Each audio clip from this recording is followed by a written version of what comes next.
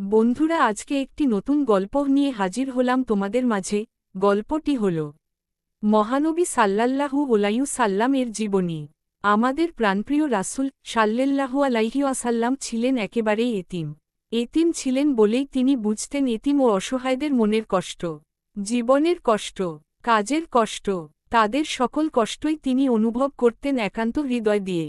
ফলে তাদের সেসব কষ্টের তুষার দূর করার জন্য রাসূল সাল্লাল্লাহু আলাইহি ওয়াসাল্লাম সকল সময় থাকতেন ব্যাকুল। তাদের প্রতি ছিল তার বিশাল হৃদয়, আকাশের মতো, তার চেয়েও বিশাল। বিশাল ছিল তার মন ও ভালোবাসার দরিয়া। সেখান থেকে উঠে আসত দর্দের তুফান, মমতার ঢেউ। সেই ঢেউ আছড়ে পড়ত নবীর সাল্লাল্লাহু আলাইহি ওয়াসাল্লাম চারপাশে। সকলের হৃদয়ের দুকুল ছাপিয়ে যেত রাসূলের সাল্লাল্লাহু আলাইহি ওয়াসাল্লাম ভালোবাসার কোমল তুষারে। মানুষের প্রতি মানুষের ভালোবাসা সে তো এক মহৎ গুণ। মানুষকে ভালোবাসতেন রাসূল সাল্লাল্লাহু আলাইহি ওয়াসাল্লাম মন দিয়ে, প্রাণ দিয়ে, জীবন দিয়ে। কিন্তু এতিম, গরিব, দুস্থ এবং অসহায়দের প্রতি রাসূলের সাল্লাল্লাহু আলাইহি ওয়াসাল্লাম ভালোবাসার মাত্রাটা ছিল অনেক অনেক গুণে বেশি, যার কোনো তুলনাই হয় না। সেই ভালোবাসার নজির তো রয়ে গেছে রাসূলের সাল্লাল্লাহু আলাইহি ওয়াসাল্লাম জীবনে। তার জীবন ইতিহাস যেমন শিক্ষণীয় তেমনি পালনীয়। ঈদ মানেই তো খুশি আর খুশি, আনন্দের ঢল।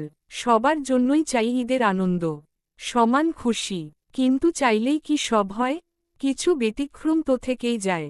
যেমন রাসূলের সাল্লাল্লাহু আলাইহি ওয়াসাল্লাম সময়ে এক ঈদে নামাজ শেষে ঘরে ফিরছেন দয়ার নবীজি সাল্লাল্লাহু আলাইহি ওয়াসাল্লাম। তিনি দেখলেন মাঠের এক কোণে বসে কাঁদছে একটি তুলতুলে কোমল শিশু। এই খুশির দিনেও কান্না। অবাক হলেন রাসূল সাল্লাল্লাহু আলাইহি ওয়াসাল্লাম। তার হৃদয়ের বেদনার ঢেউ আছড়ে পড়ল। রাসূল সাল্লাল্লাহু আলাইহি ওয়াসাল্লাম ছেলেটির কাছে গিয়ে কান্নার কারণ জিজ্ঞেস করলেন। শিশুটি বলল, আমার আব্বা আম্মা নেই, কেউ আমাকে আদর করে না, কেউ আমাকে ভালোবাসে না, আমি কোথায় যাব? এতিম নবী রাহমাতুল্লিল আলামিন। ছেলেটির কথা শুনে গুমরে কেঁদে উঠল নবীজির সাল্লাল্লাহু আলাইহি ওয়াসাল্লাম কোমল হৃদয়। জেগে উঠল তার মর্মবেদনা। তিনি পরম আদরে শিশুটিকে বাড়ি নিয়ে গেলেন। হযরত আয়েশাকে ডেকে বললেন, হে আয়েশা, ঈদের দিনে তোমার জন্য একটি উপহার নিয়ে এসেছি, এই নাও তোমার উপহার। ছেলেটিকে পেয়ে দারুণ খুশি হলেন হযরত আয়েশা। দেরি না করে মুহূর্তেই তাকে গোসল করিয়ে জামা পরালেন।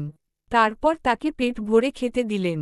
রাসূল সাল্লাল্লাহু আলাইহি ওয়াসাল্লাম ছেলেটিকে বললেন, আজ থেকে আমরাই তোমার পিতামাতা, আমরাই তোমার অভিভাবক। কি খুশি তো! রাসূলের সাল্লাল্লাহু আলাইহি ওয়াসাল্লাম কথা শুনে ছেলেটির চোখে মুখে বয়ে গেল আনন্দের বন্যা। এই ছিল এতিমের প্রতি রাসূলের সাল্লাল্লাহু আলাইহি ওয়াসাল্লাম ভালোবাসার এক বিরল দৃষ্টান্ত। রাসূল শুধু এতিমদের প্রতিই যে এমন সদয় ছিলেন, সহমর্মী ছিলেন তাই নয়, তিনি তার অধীনস্থদের প্রতিও ছিলেন সদা সজাগ ও দরদী। মায়া মমতার চাদরে তাদেরকে আঁকড়ে রাখতেন।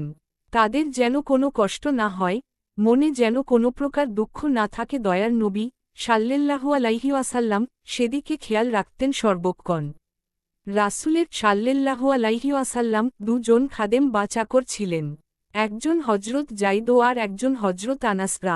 তাদের সাথে রাসূল সাল্লাল্লাহু আলাইহি ওয়াসাল্লাম কখনোই মনিবসুলভ আচরণ করতেন না, কড়া ভাষায় কথা বলতেন না, খারাপ ব্যবহার করতেন না, মেজাজ দেখাতেন না, আদেশ কিংবা নির্দেশে কঠোরতাও দেখাতেন না, বরং আপন পরিবারের সদস্যদের মতোই তাদের সাথে ব্যবহার করতেন। একই খাবার খেতেন, একই ধরনের জীবন যাপন করতেন। কি আশ্চর্যের ব্যাপার! আজকের দিনে যা কল্পনাও করা যায় না। হযরত যায়েদের কথাই বলি না কেন, ছোট্টবেলায় তিনি মা বাপ থেকে হারিয়ে যান। আল্লাহর রহমতে তার আশ্রয় হয় রাসূলের সাল্লাল্লাহু আলাইহি ওয়াসাল্লাম ঘরে।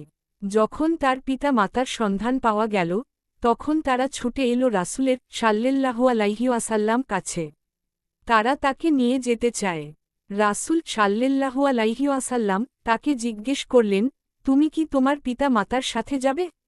যায়েদ সাথে সাথেই বললেন, রাসূলের সাল্লাল্লাহু আলাইহি ওয়াসাল্লাম কাছ থেকে যে ব্যবহার আমি পেয়েছি, তার কোনো তুলনা হয় না। তামাম পৃথিবী যদি আমাকে দেয়া হয় তবুও তাকে ছেড়ে আমি যেতে পারব না। না, কখনোই যাব না। হযরত আনাস তিনি ৮ বছর বয়সে রাসূলের সাল্লাল্লাহু আলাইহি ওয়াসাল্লাম খেদমতে এসেছিলেন। দীর্ঘ ১০ বছর পর্যন্ত রাসূলের সাল্লাল্লাহু আলাইহি ওয়াসাল্লাম খেদমত করেছিলেন।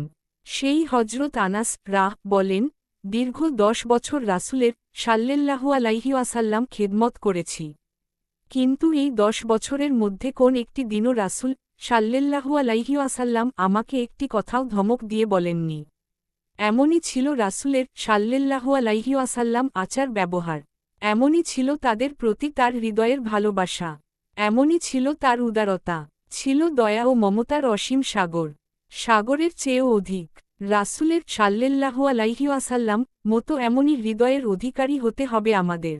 যে হৃদয় হবে ভালোবাসায় পূর্ণ, মমতায় টইটম্বুর।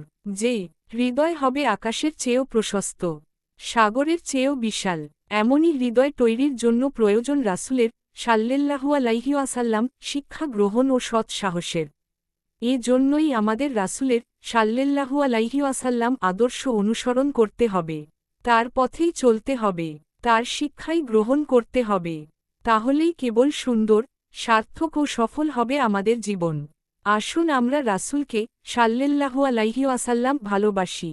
তার শিক্ষা গ্রহণ করি। তার আদর্শ অনুসরণ করি। তারই দেখানো আলো